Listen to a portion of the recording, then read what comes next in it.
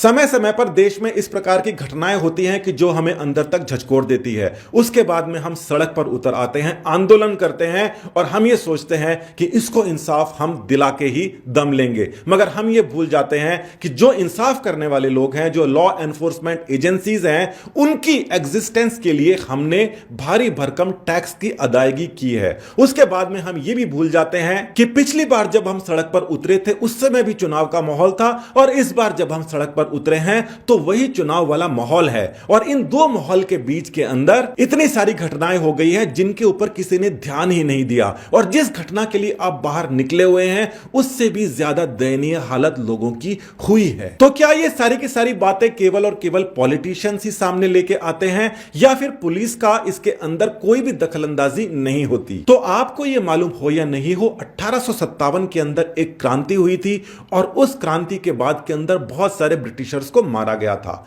और हुआ यह था कि ब्रिटिशर्स को पता ही नहीं पड़ पाया कि इतना बड़ा कांड कैसे हो गया और इतने सारे ब्रिटिशर्स कैसे मर गए। इसके ऊपर कमेटी बैठी और उन्होंने बाद के अंदर पुलिस को एस्टेब्लिश किया और 1857 के कुछ साल बाद 1861 के अंदर पुलिस एक्ट 1861 आया। वो जो पुलिस एक्ट 1861 था वो उस समय की पुलिस के लिए बनाया गया था। उस समय की पुलिस कैसे काम करती थी आपको अच्छी तरीके से अलग अलग डॉक्यूमेंट्रीज और फिल्म्स के हिसाब से पता है। तो पुलिस को ट्रेनिंग दी जाती थी कि पब्लिक को डरा के रखो और पब्लिक के अंदर किसी भी प्रकार का अगर अनरेस्ट हो तो उसको तुरंत दबा दिया जाए। अगर कोई गड़बड़ काम करते मिले, यानी कि ब्रिटिशर्स के हिसाब से गड़बड़ काम करते मिले, तो उसको ठोक पीट के हवालात के अंदर लाया जाए, पिटाई की जाए और कई बार उनकी मौतें भी हो जाया करती थी। मगर आजादी के बाद तो यह सब कुछ बदल जाना चाहिए था और हमारी पुलिस हमारे हिसाब से एक्ट करनी चाहिए थी। मगर हमारा हिसाब क्या है? जनता का हिसाब हमारा हिसाब है या पॉलिटिशियंस का हिसाब हमारा हिसाब है? उसके ऊपर यह बात है कि क्या पुलिस रिफॉर्म्स जो हैं ब्रिटिशर्स के बाद के अंदर कभी हुए हैं या नहीं हुए हैं। तो आपको यह मैं जानकारी दे देता हूं कि पुलिस रिफॉर्म्स के बारे में हमने सोचा 1979 के अंदर, मतलब 47 से 79, काफी समय हो गया, तब तक किसी के कान के ऊपर जू नहीं रहेंगी। मगर फिर भी यह खुशनसीबी है हमारी कि 79 के अंदर पहली बार पुलिस रिफॉर्म्स के बारे में सोचा गया और उसके 10 साल बाद के अंदर एक और बार सोचा गया, उसके बाद में और सोचा गया और फिर सोचते ही रहे। कुछ समय पहले एक बहुत ही बड़ा प्रकरण दिल्ली में निर्भया कांड हो गया था, जिसके बाद में पता पड़ा कि पब्लिक को भयंकर गुस्सा है इन सब चीजों के प्रति और 2017 के अंदर 25,000 करोड़ रुपए पहली बार पुलिस रिफॉर्म्स के नाम पर खर्चे भी गए। अब ये जो 25,000 करोड़ रुपए खर्चे गए थे, इसके अंदर पुलिस को आधुनिकीकरण के ऊपर खर्चा गया था, मगर उनकी ट्रेनिंग जो ब्रिटिशर्स के टाइम के अंदर जो जिस प्रकार की मानसिकता, जो ट्रेनर्स थे एक के बाद में एक आ रहे थे, उसके ऊपर क्या खर्चा हुआ या नहीं हुआ? क्या 2017 से पहले की पुलिस और आज की पुलिस के अंदर आप किसी प्रकार का अंतर देख पाते हैं या नहीं देख पाते हैं? इसका पता लगाने के लिए आपको एक वेबसाइट पर जाना पड़ेगा, bureau of police research and development. तो वेबसाइट के ऊपर जाकर आप देख सकते हैं कि पुलिस का ट्रेनिंग मैनुअल क्या है, मतलब पुलिस को सिखाया क्या जाते हैं। यह आपको पता है कि 90% से ज्यादा तो कांस्टेबल होते हैं। उनका पूरा का पूरा ट्रेनिंग मैनुअल देखने के बाद में पता पड़ा कि उनको रेप की सिचुएशन को हैंडलिंग करने के बारे में कोई ट्रेनिंग नहीं दी जाती। सब इंस्पेक्टर्स को दी जाती है और वो भी पूरे 4 सेशन दी जाती है। 4 सेशन मतलब आप समझ लीजिए कि कितनी ज्यादा उनको ट्रेनिंग दी जाती है। और ये जो मसला है, ये एक ऐसा मसला है जिसके ऊपर उम्र कैद के प्रावधान है। इतनी बड़ी घटना के लिए कांस्टेबल्स की ट्रेनिंग के ऊपर क्या अरेंजमेंट है, ये बिल्कुल सामने वाली बात है। इसके अलावा भी आपको यह बात बिल्कुल पता है कि जितनी धाराएं पुलिस लगाती है उसके अंदर कोर्ट कई सारी ड्रॉप कर देती है, कुछ नई धाराएं लगा देती है। इसका मतलब पुलिस शायद इतनी ज्यादा ट्रेन नहीं है कि वो सही सटीक तौर के ऊपर रिपोर्ट बना के आगे भेजती है। इसी वजह से जुडिशरी सुस्त हो जाती है और वहां पर जस्टिस मिलने में काफी समय लग जाता है। अब बात आ जाती है कि ये जो पुलिस वाले हैं इनके ऊपर पॉलिटिशियंस का क्या कंट्रोल है। तो आपको पता है किसी पुलिस वाले ने किसी भी नेता के सामने कुछ भी कह दिया, अगले दिन उसका ट्रांसफर होना तय है।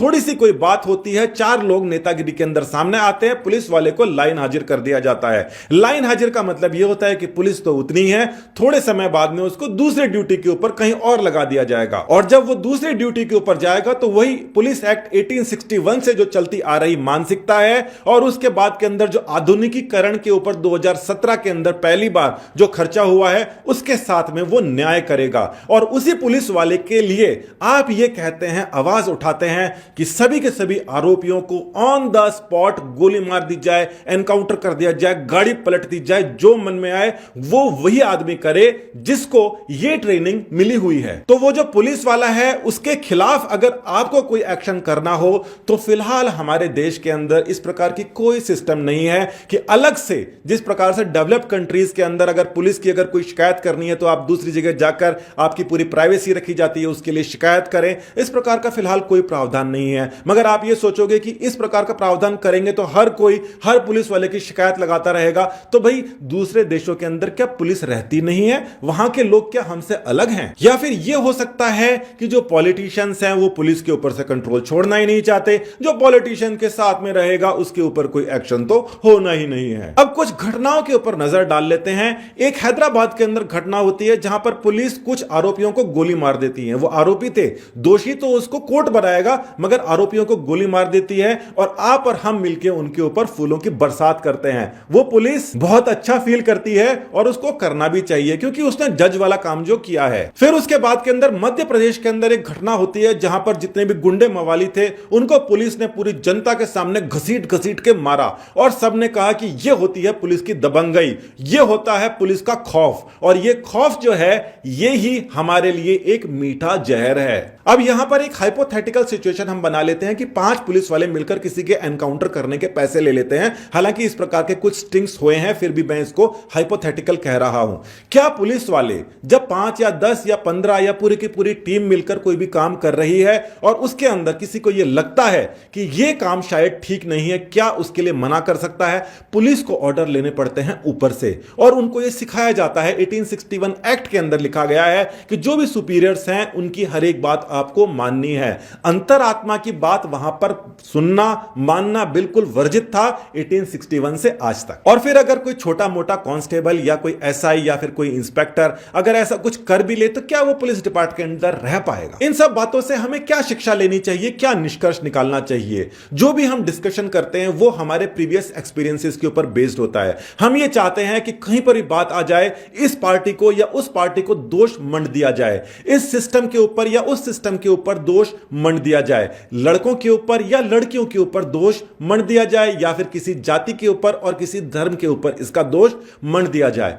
वहां पर हमने जितनी ज्यादा एक तरफा अपनी सोच लेकर गए हैं उसी का यह रिजल्टेंट है कि आज तक हम सही मुद्दों के ऊपर कभी बात ही नहीं कर पाए हैं। इन सब बातों के साथ में हमें यह भी देखना पड़ेगा कि क्या डेवलप्ड कंट्रीज के अंदर पुलिस के साथ में जो लोगों का व्यवहार है, जो पुलिस को देखकर लोगों के अंदर कॉन्फिडेंस आता है, वो हमारे देश के अंदर आया है या नहीं आया? और अगर नहीं आया तो उसका कारण क्या है?